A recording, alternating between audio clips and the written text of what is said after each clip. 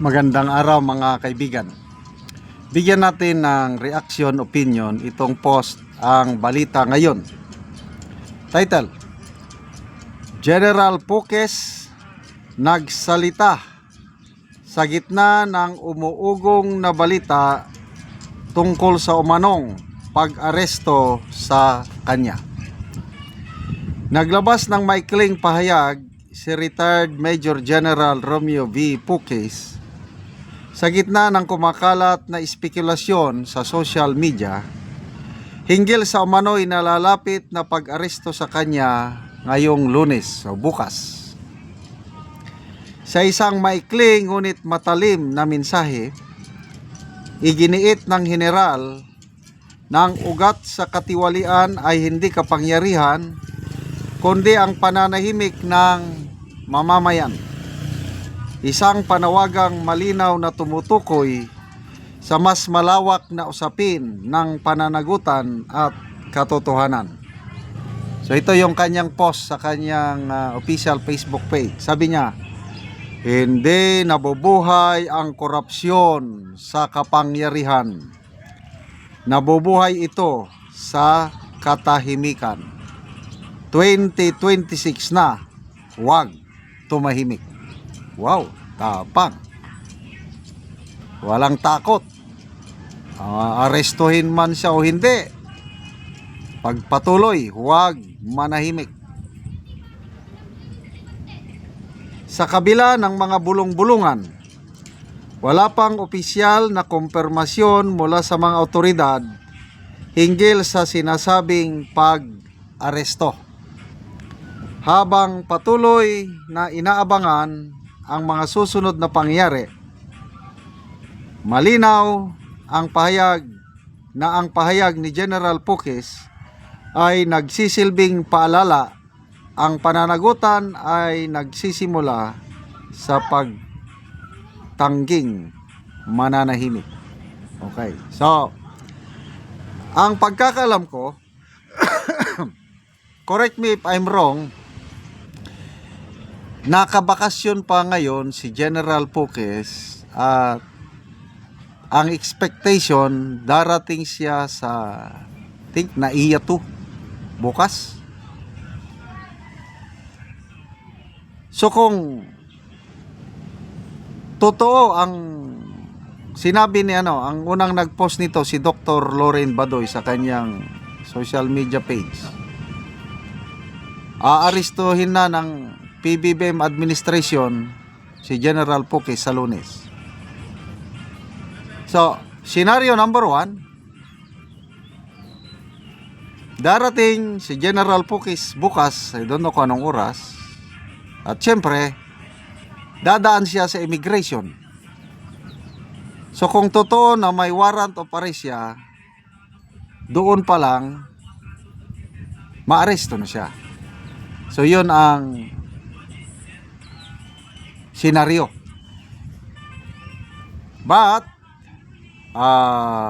depende rin sa klase ng warrant of arrest, kasi inciting to sedition yung kanyang ang naisampang kaso sa kanya, no? Kung nag-issue na ng korte ng warrant of arrest sa kasong ito, depende na ngayon kung nagsuggest ang judge na pwedeng magpiyansa o hindi. Kasi dalawa po ang klase ng inciting to sedition ng kaso. Yung malakas ang ebidensya, non-bailable. So diretso siya sa kulungan na walang piyansa. Sana naman yung inciting to sedition na kaso sa kanya yung mahinang ebidensya para makapagpiyansa siya. So, malalaman natin yan bukas kung matuloy ba o hindi ang kanyang warrant of arrest. So, nakakalungkot po dahil isang bemedaled officer po si General Puques, division commander siya ng Philippine Air Force bago siya nag-retire. So lahat ng mga piloto sa Air Force, tactical, rescue, fighter, transport, under lahat sa kanya. Tapos, nagkaroon pa siya ng matinding accomplishment sa area ng Southern Luzon dahil first time in history na ang mga Air Force units ay ginamit sa counter-insurgency operation. So merong na-create na Air Force Insurgency Battalion at nag-operate sa Southern Luzon. Nakakatuwa po dahil ang batalyon ni Colonel Pukis pa, tinalo niya ang mga Army Infantry units sa counter-insurgency operation. Sila ang dineclare na best battalion, insurgency related operations. Tinalo niya ang mga Army units. At alam ko ito dahil sa napakagandang accomplishment niya sa counter-insurgency operation. Gusto siyang i-promote ng then Chief of Staff, AFP Chief of Staff General Villosa. Ahead of his contemporaries, ipropromote na sana siyang general. Kaya lang, dito ako mas lalong sumaludo sa kanyang professionalism dahil nag-decline siya na, sir, with all due respect, don't promote me ahead of my senior PMA classes.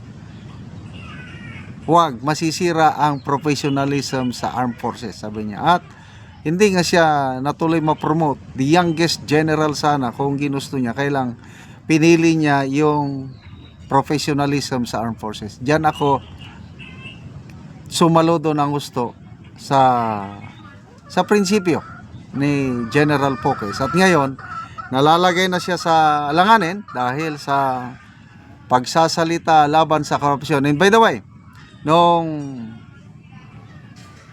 2016 vice presidential election, sinuporta niya, ikinampanya niya ang isang Bongbong Marcos. Noong 2022 presidential election, again, very active siya sa pangangampanya kasi naniniwala siya sa kakayahan ng isang Marcos na mangulo. But it turned out nabudol lahat tayo. So good luck po. Let's pray for General Pukis.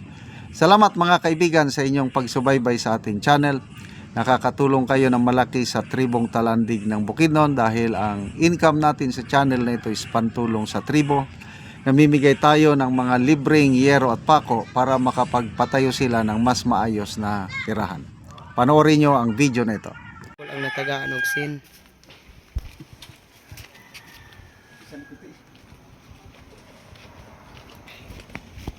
So mauna ni ang iyang balay.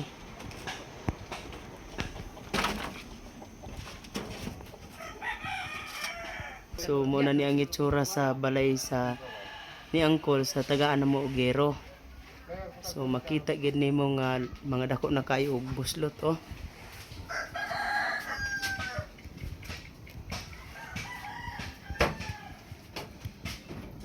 Mga dako na gid kayo og buslot.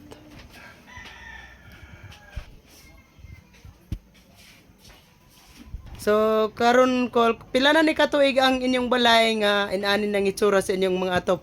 Mga 15 na gini katuig. 15 na katuig. Oo.